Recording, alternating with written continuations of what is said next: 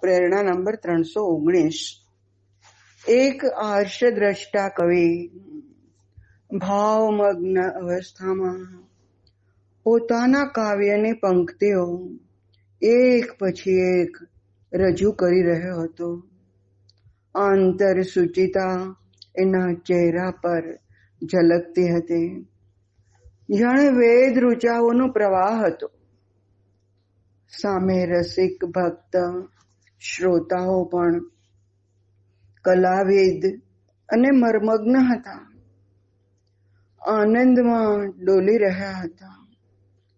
તેમની પ્રશંસામાં પાવિત્ર્યની સુવાસ હતી. સમગ્ર વાતાવરણમાં તલ્લીનતા છવાઈ રહી હતી. આખરે કાવ્યગાનનું સમાપન થયું. રસલુબ્ધ એક બે શ્રોતાઓએ ફરીથી આસ્વાદન કરાવવા વિનંતી કરી. નમ્ર ભાવે હાથ જોડી કવિએ કહ્યું, કૃપા કરી એ રહેવા દો. જેના પર તમે મુગ્ધ છો એ હું રહ્યો નથી. મારી ઉચ્ચ સ્તરીય અવસ્થા રહી નથી. હું અહમ શૂન્ય હતો, આત્મવિસ્મૃત હતો, અનંતતા જ પ્રવાહિત હતી. પુનઃ ગાન આવર્તન માત્ર હશે, એમાં આભાસિત આનંદ હશે, મૂળ રૂપે એ નહીં હોય. કૃત્રિમતાથી રસ ક્ષય થશે. આ પ્રેરણાની અંદર પૂજ્યભાઈ જે આર્ષદ્રષ્ટા છે, જે કંઈક ઉચ્ચ સ્તરીય જીવન જીવે છે, જેની દ્રષ્ટિ વિકસિત થયેલી છે, એવો ભાવમગ્ન અવસ્થાની અંદર કવિ પોતાનું એક કાવ્ય છે એની પંક્તિઓ એક પછી એક ભાવથી રજૂ કરી રહ્યો છે. આંતરસૂચિતા, અંતરની પવિત્રતા એના ચહેરા પર ઝળકતી હતી. એના ભાલ પર એક તેજ હતું, મુખ પર એક ઓજ હતું. પવિત્રતા ચળકતી હતી, ઝબકતી હતી. કવિતા એટલે કે જાણે એ વેદની ઋચાઓનો પ્રવાહ હોય, એટલો ભાવમગ્ન અને એટલો આત્મવિસ્મૃત, પોતાનું અસ્તિત્વ વિસરી ગયો હતો. અહંકાર ઓગળી ગયો હતો અને જે પઠન પાઠન થઈ રહ્યું હતું એ જાણે વેદની ઋચાઓનો પ્રવાહ હોય એવું લાગતું હતું. સામે શ્રોતાગણ પણ એટલો જ રસિક હતો, રસથી સાંભળતો હતો અને અંદર એક ભક્તિભાવ પણ હતો. શ્રોતાઓ સાથે સાથે કલાને જાણનાર કલાવિદ અને મર્મગ્ન હતા, જે ચેતના સુધી, આંતર ચેતના સુધી પહોંચી શકે એવા હતા. સાંભળતા સાંભળતા એ આનંદમાં ડોલી રહ્યા હતા. પોતે પણ જાણે આત્મવિસ્મૃત થતા હોય એવી અનુભૂતિ કરી રહ્યા હતા. પવિત્રતા એ લોકોના મુખ પર પણ ઝળકતી હતી અને આ કાવ્યને અને એની રજૂઆતને શ્રોતાગણ પ્રશંસા કરી રહ્યા હતા, જેની અંદર વ્યાવહારિક ઔપચારિકતા નહોતી, પણ પવિત્રતાની સુવાસ હતી, સુરભી હતી. હૃદયને જે ટચ થતું હતું એ બોલતા હતા, કહેવા ખાતર નહીં. અંદરનો અતિરેક, અંદરનો એક ભાવ, સૂક્ષ્મ સમજ અને આંતર ટચ, આ બધું એ લોકોને પ્રશંસાની અંદર બોલાવી રહ્યું હતું. બહારની વસ્તુ આની અંદર નહોતી. આંતર જગતમાં ડૂબેલો, અહમ વિમુક્ત, અહમ થી નિર્લેપ થયેલો એવો આર્ષદ્રષ્ટા જેવો કવિ ભાવમગ્ન અવસ્થામાં બોલે છે. અને શ્રોતાગણ પણ રસિક છે. એ કલાના જાણકાર છે અને મર્મગ્ન છે. આનંદમાં ડોલી રહ્યા છે. અને અંદરથી જ જે ઉત્પન્ન થાય છે એવી પ્રશંસા કરી રહ્યા છે, જેની અંદર પવિત્રતાની સુવાસ છે. ખોટું ફ્લેટરિંગ નથી. સમગ્ર વાતાવરણમાં એક તલ્લીનતા છવાઈ ગઈ છે. આખરે કાવ્યગાનનું સમાપન થયું. અંતે કાવ્યનું જે ગાન થઈ રહ્યું હતું એ પૂરું થયું. જેને ખૂબ રસ પડ્યો એવા રસલુબ્ધ એક બે શ્રોતાઓએ ફરીથી આસ્વાદન કરાવવા વિનંતી કરી. ફરીથી તમે કહો, અમને ખૂબ આનંદ આવ્યો, ફરીથી સાંભળવું છે, એવી વિનંતી કરે. ત્યારે નમ્ર ભાવે હાથ જોડીને કવિ બોલ્યા, કૃપા કરીને આ રહેવા દો. જેના પર તમે મુગ્ધ થયા એ અવસ્થા અત્યારે મારી રહી નથી. એવો હું રહ્યો નથી. મારી કાવ્યના ગાન વખતે ઉચ્ચ સ્તરીય, ઉચ્ચ અવસ્થા, ઉર્ધ્વની અવસ્થા હતી. હું અહમ શૂન્ય બની ગયો હતો. હું મારી જાતને ભૂલી ગયો હતો. આત્મવિસ્મૃત થઈ ગયો હતો. મારું અસ્તિત્વ મારાથી વિસરાઈ ગયું હતું. હું બોલતો નહોતો. અનંતા જ પ્રવાહિત થઈ રહી હતી. જાણે અનંતતાનો પ્રવાહ વહી રહ્યો હતો. એમાં હું ક્યાંય નહોતો. એટલે જ તમને અપાર્થિવ આનંદ મળ્યો. પુનઃ ગાન, ફરીથી હું આ કાવ્યનું ગાન કરીશ તો એ આવર્તન માત્ર હશે. આભાસિત આનંદ હશે, જેની અંદર આભાસ થયો હોય એવો આનંદ હશે. પણ એનું મૂળ રૂપ નહીં આવે. એ મૂળ રૂપે રહેશે જ નહીં. કેમ કે મારું અસ્તિત્વ અત્યારે જે હતું ઉચ્ચ સ્તરીય એ રહ્યું નથી. હું જે બોલીશ એમાં કૃત્રિમતા હશે અને એ કૃત્રિમતાથી રસ ક્ષતિ થશે. જે બોલ્યો એ તો અનંતતા પ્રવાહિત થતી હતી. મારું અસ્તિત્વ નહોતું, મારું ગાન નહોતું. અનંતતા પોતે જ જાણે પ્રવાહમાન હોય એવું હતું, જે અત્યારે નથી. ગજબની વાત છે. જ્યારે ભાવાવસ્થાની અંદર વ્યક્તિ પોતાની જાતનું વિસ્મરણ થઈ જાય એવી અવસ્થામાં બોલે છે ને, ત્યારે ખુદ અનંતની અનંતતા પ્રવાહિત થાય છે. પછી તો પ્રયત્ન માત્ર જ હોય છે. જેમાં જે પેલાનું ટચિંગ હતું, જે રસલુબ્ધતા હતી, એ પછી બચતું નથી. એમાં કૃત્રિમતા આવી જાય છે. તો એ આર્ષદ્રષ્ટા કવિ ખરી વાત મર્મગ્ન શ્રોતાઓને સમજાવી દે છે અને પોતે કબૂલ પણ કરી લે છે. હવે હું એ નથી. પ્રેરણા નંબર 320. કૌમુદીમાં અસ્તવ્યસ્ત અવસ્થામાં દોટ મુક્તિ ગોપીને તું કોને શોધવા જઈ રહી છો? ગોપાલને શોધવા? આ રાહ ગોપાલનું તો નથી. એની મને જાણ છે. હું ગમે તે રાહે જઈશ, એ મને શોધી જ કાઢશે.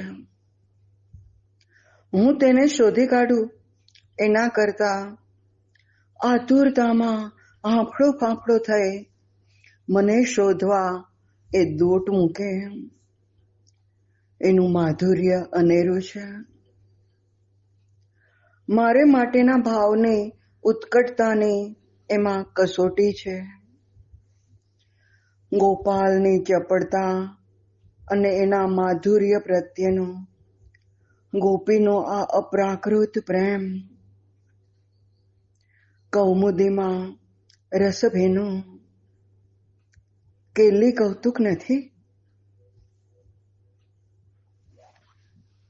પૂજ્યભાઈ આ પ્રેરણામાં ગોપીનો કૃષ્ણ માટેનો પ્રેમ અને કૃષ્ણનો ગોપી માટેનો પ્રેમ બહુ સરસ રીતે રજૂ કરે છે. કૌમુદીમાં, ચાંદનીમાં, જ્યારે ચાંદનીમાં કુમુદ ખીલે છે, સફેદ કમળ, અને એ જો સરોવર આખું એક સફેદ કમળનું જ હોય તો રાત્રિના 8 થતા સુધીમાં, માત્ર 8 થતા સુધીમાં બધા જ કૌમુદીના ફૂલો ખીલી જાય છે. ચાંદની પડે છે, ચંદ્ર ઉપર આવે છે અને પોળની અંદર બધા જ સફેદ કમળ એકી સાથે ખીલી જાય છે. શું અફલાતુન દ્રશ્ય સર્જાય છે. ચાંદની વરસી રહી હોય, એક સરસ મજાનું સરોવર હોય, એમાં બધા જ કૌમુદી કમળો હોય. જે સૌંદર્ય નજરે પડે છે એ ક્યારેક જોયું હોય ને તો ચિત્તમાં કંડારાઈ જાય છે, દિલમાં ઉતરી જાય છે. આવી કૌમુદીમાં એટલે કે ચાંદનીમાં અસ્ત વ્યસ્ત અવસ્થામાં દોટ મુક્તિ ગોપી, જેના કપડા વ્યવસ્થિત નથી, વાળ વ્યવસ્થિત નથી, પણ ભાવાવસ્થામાં ચાંદનીની અંદર, કૌમુદીની અંદર પાગલની માફક દોટ મુક્તિ ગોપી જઈ રહી છે. કોઈ વચ્ચે રોકીને પ્રશ્ન કરે છે, તું કોને શોધવા જઈ રહી છો? ગોપાલને શોધવા, ભગવાન કૃષ્ણને શોધવા નીકળી છે. પેલો પ્રશ્ન ફરીથી કરે છે, સજાગ કરે છે, અરે આ રાહ ગોપાલનો તો નથી, આ રસ્તે ગોપાલ નથી જતો. ગોપી ગજબના આત્મવિશ્વાસથી કહે છે, એની મને જાણ છે, હું જાણું છું આ રસ્તે ગોપાલ નથી જતો, પણ હું ગમે તે રાહે જઈશ, હું તેને શોધી કાઢું એના કરતા આતુરતામાં હાંફળો ફાંફળો થઈને, વ્યથિત થઈને દોડતો દોડતો એ મને શોધવા માટે દોટ મૂકે. એનું માધુર્ય અનેરું છે. હું એને શોધું એ તો વાત બરાબર જ છે, પણ એ મને શોધવા દોટ મૂકે ને કે આ ગોપી ક્યાં ગઈ, એ ગભરાયેલો હાંફળો ફાંફળો દોટ મૂકીને મને શોધવા માટે નીકળી પડે ને, એ ગજબની મધુરતા છે. મને તો કૃષ્ણ માટે પ્રેમ છે જ, પણ કૃષ્ણ મને આટલો પ્રેમ કરે છે એ પણ હું જાણું છું. એ મારા વિના રહી શકતો નથી. હું ક્યાંય ખોવાઈ નથી ગઈ ને, કોઈ અલગ માર્ગે ચડી નથી ગઈ ને, એ મને શોધી કાઢશે. એનું માધુર્ય અનેરું છે, એની મધુરતા અનેરી છે, એનો પ્રેમ અનેરો છે. આ માટેની ભાવની ઉત્કટતાની આમાં ખરેખર કસોટી છે. કેવો ભાવ છે, કેવો પ્રેમ છે, ગજબનો પ્રેમ, ગજબનું કૌતુક છે. ગોપાલની ચપળતા અને એના માધુર્ય પ્રત્યેનો ગોપીનો આ અપ્રાકૃત પ્રેમ છે. ભગવાન કૃષ્ણ એકદમ ચપળ છે. એ દોડીને કોઈ પણ રાહ ઉપર ગોપી હશે એને શોધી કાઢશે. ગભરાયેલો ગોપી ક્યાં ગઈ એની ચિંતાવાળો એ તો પાર્થિવ જગતમાં, પણ અપાર્થિવ જગતની અંદર જ્યારે માણસ ભૂલો પડે છે ને, રાહચ્યુત થાય છે, માર્ગચ્યુત થાય છે ને, ત્યારે ભગવાન એને શોધી કાઢે છે. અને પૂજ્ય ભાઈના શબ્દમાં કહું તો, તું મારી દ્રષ્ટિ મર્યાદાથી બહાર નથી. જ્યાં પણ જાય જા, પણ મારી દ્રષ્ટિ મર્યાદાની બહાર નથી. તું ચોક્કસ પાછો આવીશ જ એની મને ખાતરી છે. તો ગોપાલ શોધી કાઢે છે ગોપીને. ગોપાલની ચપળતા કેટલી! ગોપીને શોધવાની છે, 3-4 રસ્તા એકી સાથે ગોતી લે છે. અને એના માધુર્ય માટેનો, એની મધુરતા માટેના, એના પ્રેમ માટેનો, એની તાલાવેલી માટેની આ અપ્રાકૃત ગોપીનું પ્રેમ કેવો મજબૂત છે, કેટલો સુદ્રઢ છે, એની શ્રદ્ધા કેટલી દ્રઢ છે, એને કૃષ્ણમાં વિશ્વાસ કેટલો દ્રઢ છે. હું ખોવાઈ જઈશ તો ગોપાલ મને ગોતી કાઢશે. આ અપ્રાકૃત પ્રેમ છે, પ્રાકૃત જગતનો નથી. કૌમુદીમાં રસ ભીનું કેલી કૌતુક નથી. આ ચાંદની અંદર રસાળ, રસ ભીનું, રસાન્વિત, રસથી પ્રફુલ્લિત, રસથી રસદાર આ સરસ મજાનું કેલી કૌતુક. આ ગોપાલનો લીલા વિન્યાસ નથી, આ કૌતુક નથી, એની કેલી નથી, એની લીલા નથી. અરે આ જ છે. પ્રેરણા નંબર 321. પહાડો સાથે અથડાતો પવન વિવિધ દિશામાં ફંટાય છે, ત્યારે તેની ગતિ મનોરમ હોય છે. એની લહેરીઓનો સ્પર્શ વૈવિધ્ય ભર્યો હોય છે, મધુર કંપ આપે છે. ખીણોની ગહન ઊંડાઈએ પડઘાતા પવનના સુસવાટા અને વન્ય પશુઓની ભયંકર ગર્જનાથી ભય અને ભીષણતા બંને અનુભવાય છે.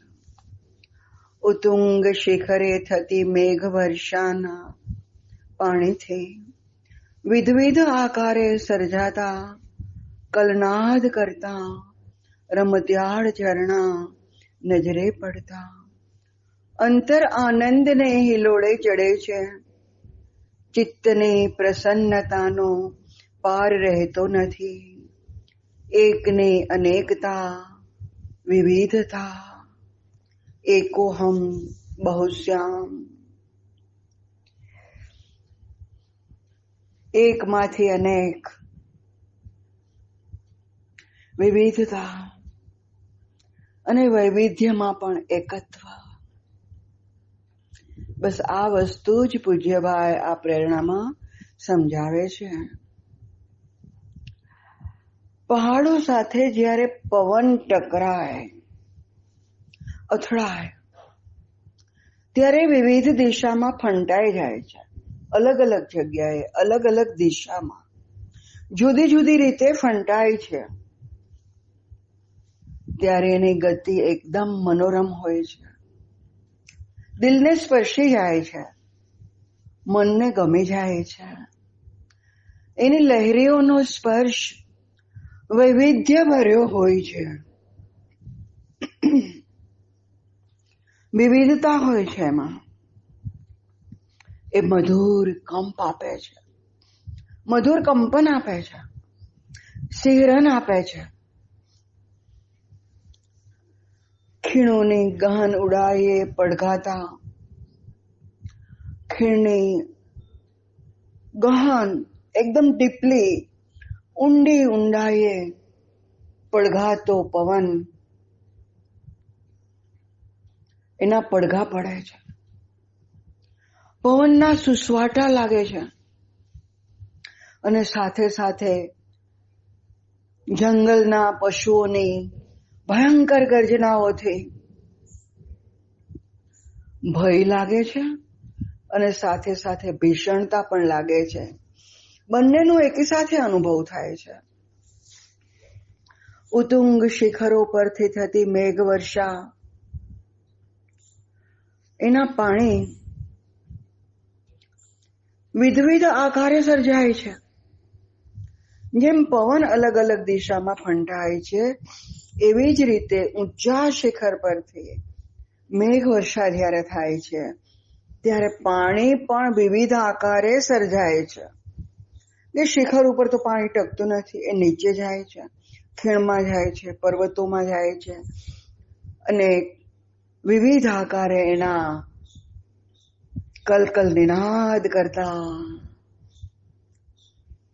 રમતિયાળ ઝરણાઓ સર્જાય છે અને અલગ અલગ રૂપે, અલગ અલગ જગ્યાએ, અલગ અલગ રીતે નજરે પડે છે. આને જોતા અંતર આનંદને હિલોળે ચડે છે ને જોતા રહીએ, બસ આંખોથી પીતા રહીએ અને હૃદય આનંદને ઝૂલવા માંડે છે, હિલોળે ચડે છે. ચિત્તની પ્રસન્નતાનો પાર રહેતો નથી. ચિત્ત પ્રસન્ન થઈ જાય છે, આનંદિત થઈ જાય છે, આડોલિત થઈ જાય છે, આલોકિત થઈ જાય છે. એકની અનેકતા, એકમાંથી અનેક. પવન એક, પર્વતો સાથે અથડાયો, અલગ અલગ રૂપ સર્જાયા. વર્ષા એક, પર્વતો ઉપરથી નીચે પડતા અલગ અલગ આકારે, એના અલગ અલગ રૂપે, અલગ અલગ જગ્યાએ ઝરણાઓ સર્જાયા. એકમાંથી અનેકતા થઈ, વિવિધતા આવી, વૈવિધ્ય આવ્યું. એકની અનેકતા, વિવિધતા. એક છે, અનેકતામાં પરિણમે છે. વિવિધતા આવે છે, વૈવિધ્ય આવે છે, અલગ અલગ અનુભૂતિ આવે છે. એકોહમ બહુશ્યામ. એકમાંથી અનેક થયા. ભગવાન પણ સર્વત્ર વિલસી રહ્યો છે. કણે કણે, ક્ષણે ક્ષણે, પડે પડે વિદ્યમાન છે.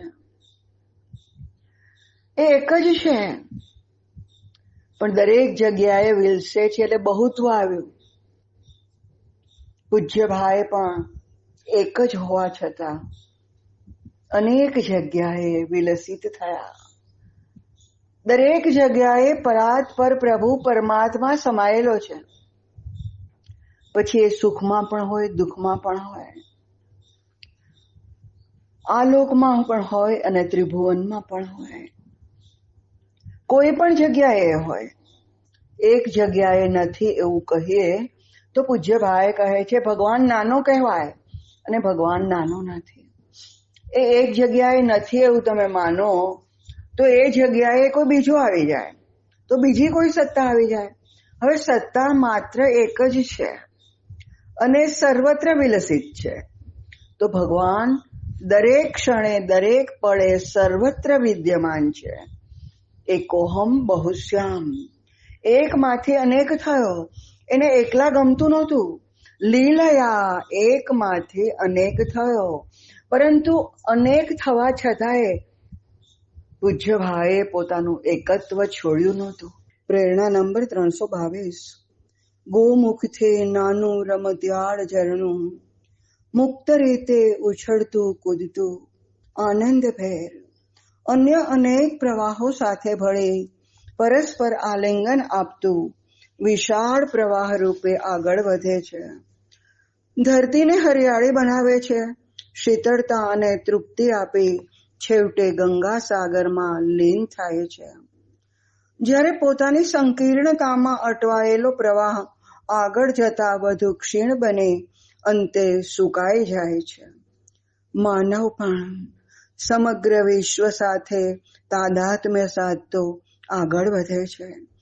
તારાઓ અને ચંદ્ર સાથે મલકાટ કરતો, પક્ષીઓના સમૂહગાનમાં પોતાનું સૂર મેળવી ગીત ગાતો, વાદળો સાથે સંદેશ મોકલતો, વનસ્પતિ સાથે આત્મીય આનંદ માણતો, વિશ્વ પ્રકૃતિ સાથે એકતા અનુભવતો, વિશાળતા અને જ્ઞાન વૃદ્ધિ પ્રાપ્ત કરે છે. આ પ્રેરણામાં પૂજ્યભાઈ પ્રકૃતિથી અને એક ગોમુખમાંથી નિસૃત થતા ઝરણાથી માંડીને માનવની આખી વિશાળતા અને જ્ઞાન વૃદ્ધિ સુધી આપણને સમજાવે છે. ગોમુખમાંથી એક નાનકડું રમતિયાળ ઝરણું બહાર આવે છે, જે નાના બાળકની જેમ, જેને ક્ષણ પછીની ચિંતા નથી, જેને કોઈ કોમ્પિટિશન નથી, જેને કંઈ મેળવવાનું નથી, જેને કોઈ અભાવ નથી.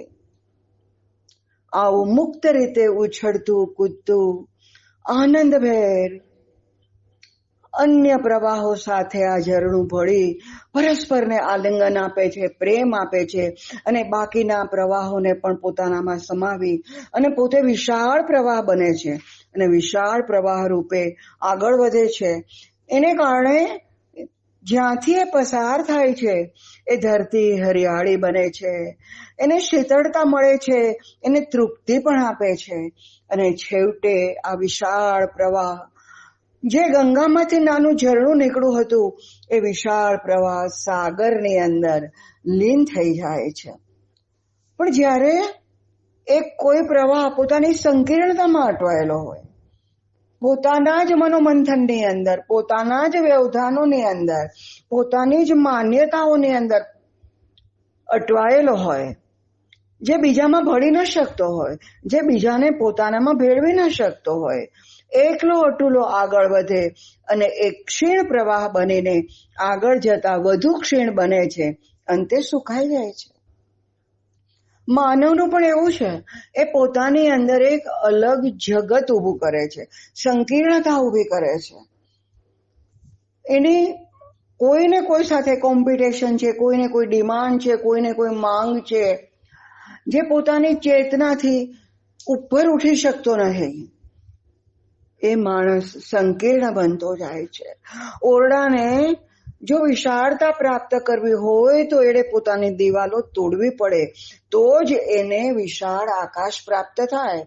દિવાલો તૂટવાથી ઓરડો કઈ ગુમાવતો નથી. એવી જ રીતે સંકીર્ણતા તોડવાથી માનવ કઈ ગુમાવતો નથી.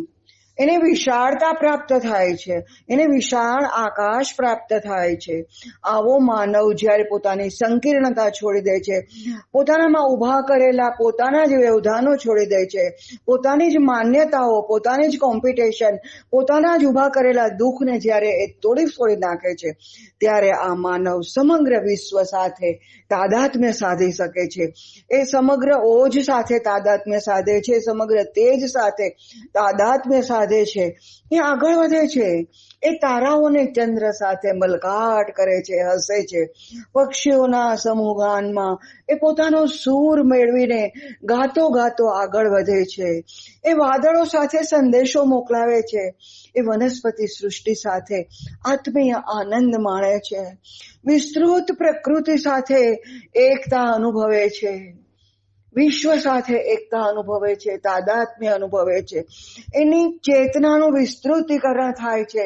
દરેકની સાથે એ આનંદ મેળવે છે, સામંજસ્ય મેળવે છે, એક વિશાળતા પ્રાપ્ત કરે છે. એનામાં વિશાળ જ્ઞાન આવે છે, વિશાળ મુક્તિ આવે છે, વિશાળ આનંદ આવે છે અને શાશ્વત આનંદ આવે છે. કેમ કે આનંદમાંથી જ એનો ઉદ્ભવ છે. આનંદમયનું જ એ સંતાન છે. આનંદમાં જ યાત્રા છે ને આનંદમાં જ જવાનું છે. તો એ પોતાની જે શાશ્વત એકતા છે એ મેળવે છે, શાશ્વત આનંદ છે એ મેળવે છે, શાશ્વત મુક્તિ છે એ મેળવે છે, શાશ્વત શાંતિ છે, પ્રશાંતિ છે એ મેળવે છે. બંધનોથી મુક્ત થાય છે.